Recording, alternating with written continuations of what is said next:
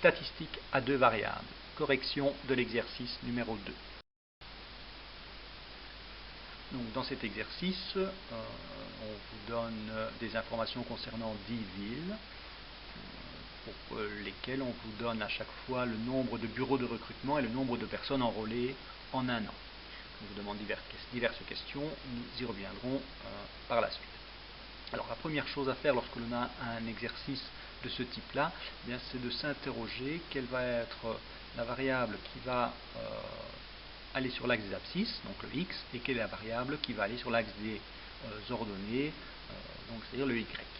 Alors ici, il est, après une petite réflexion, plus ou moins évident que plus il y aura de bureaux de recrutement, plus on risque d'avoir de personnes recrutées.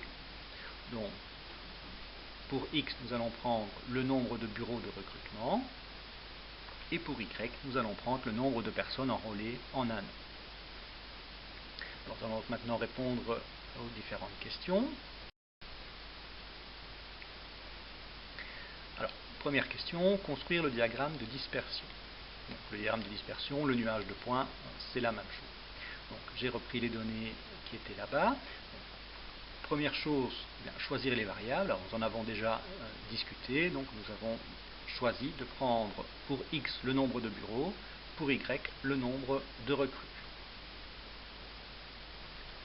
Deuxième chose à faire, déterminer l'échelle de notre graphique. Donc j'ai pris un espace de travail plus ou moins similaire à celui que vous devriez avoir sur votre feuille de papier. Alors en ce qui concerne le nombre de bureaux, je vois que le nombre varie de 1 à 5. Étant donné que j'ai une largeur de feuille normale, ça devrait convenir si je prends 2 cm pour une unité, pour un bureau. Si je regarde l'axe des Y, le nombre de recrues varie de 20 jusqu'à 110. Donc si je prends 1 cm pour 20 unités, j'aurai besoin d'environ 6 cm, donc ça devrait me donner un graphique potable. Donc à partir de là, je place mes axes sur mon espace, je les gradue. Donc l'axe des X, une unité tous les 2 cm. Sur l'axe des Y, 20 unités tous les centimètres. Ensuite, il va me rester à placer donc tous les points correspondant à mes données, à mes couples de points de nombres. Alors là, c'est quelque chose que je suppose que vous savez faire. Donc, voici le petit exemple pour le premier point. Donc le premier point a pour abscisse 1 et pour ordonnée 20. Je le place à cet endroit. Le deuxième point a comme abscisse 2 et comme ordonnée 40. Le voilà. Et ainsi de suite pour les autres points. Ça ne devrait pas poser de problème.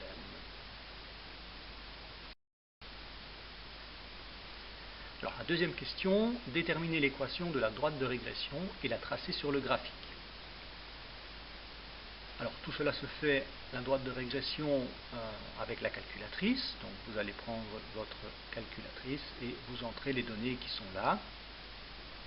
Et vous allez obtenir sur votre écran, en fonction de votre calculatrice, quelque chose qui doit ressembler à ceci. Alors, vous voyez que sur la calculatrice que j'utilise, la calculatrice me dit que l'équation est de la forme y égale à x plus b, et que le a vaut 16,271, et que le b vaut 10,932. Je peux donc en déduire que l'équation de la droite de régression est y égale 16,271x plus 10,932. Alors, il me reste maintenant à essayer de la tracer sur le graphique. Alors, comment tracer une droite sur un graphique? On va essayer de trouver deux points. Donc, pour cela, on va donner des valeurs à x et on va essayer de trouver le y correspondant. Alors, comme expliqué dans les petites vidéos de théorie, on va essayer de prendre un point sur la gauche de notre graphique. Donc, nous pourrions prendre comme valeur de x 1, ou 2, ou même 0. Pour faciliter les calculs, je vais prendre x égale 0. Alors, je vais remplacer x égale 0 dans mon équation de la droite de régression. J'effectue le petit calcul et j'obtiens y égale 10,932. Je vais prendre une autre valeur pour x de façon à avoir un deuxième couple de points. Alors, je vais essayer de prendre une valeur qui se trouve sur la droite de mon graphique. Donc, je vais prendre x égale 5. Vous auriez pu prendre x égale 4 par exemple. Moi, j'ai choisi 5. je vais remplacer x par 5 dans l'équation de ma droite de régression, et j'effectue le petit calcul. J'obtiens 92,280. Donc c'est-à-dire qu'avec ces deux petites valeurs, j'ai maintenant deux points que je peux placer sur mon graphique.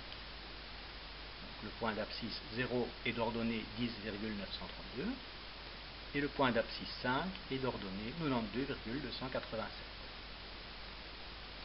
Alors je dois tracer la droite de régression. Bien, la droite de régression va passer par ces deux points-là. La voilà. Donc à noter quand même sur le graphique que j'ai choisi, les points initiaux sont en vert, et tous les points qu'on vient ajouter sur le graphique, on prend l'habitude de les mettre dans une autre couleur, pour qu'on garde bien le visuel des points de départ du nuage de départ. Voilà. Les deux points bleus, donc vous pourriez très bien ne pas avoir les mêmes points que moi. Vous pourriez plus avoir un point d'abscisse 1 et un point d'abscisse 4 par exemple. Là c'est un choix personnel qui dépend du choix du x.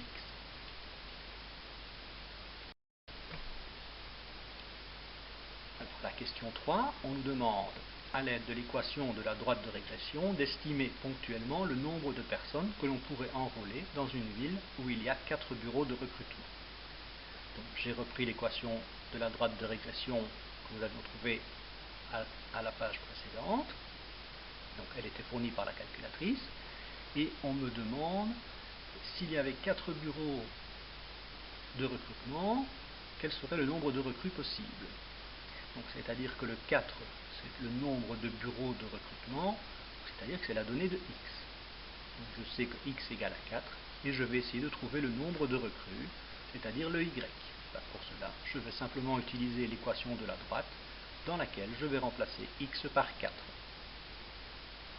Alors je vais effectuer d'abord le produit, et ensuite la somme, et il me vient que y est égal à 76,016. Donc je peux en conclure qu'avec 4 bureaux de recrutement, on peut penser qu'on va enrôler 76 personnes.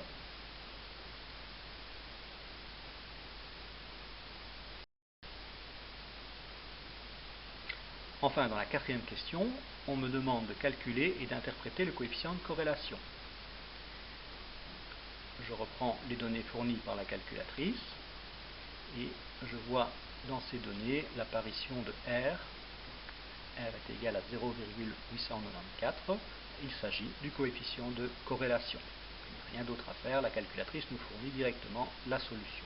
Alors, quelle interprétation donner à ce coefficient de corrélation? Bien, il est proche de 1, donc ça signifie qu'il y a clairement un lien entre le nombre de recrues et le nombre de bureaux de vote. C'est-à-dire qu'on pourra utiliser la droite de régression pour estimer le nombre de recrues à partir du nombre de bureaux de recrutement.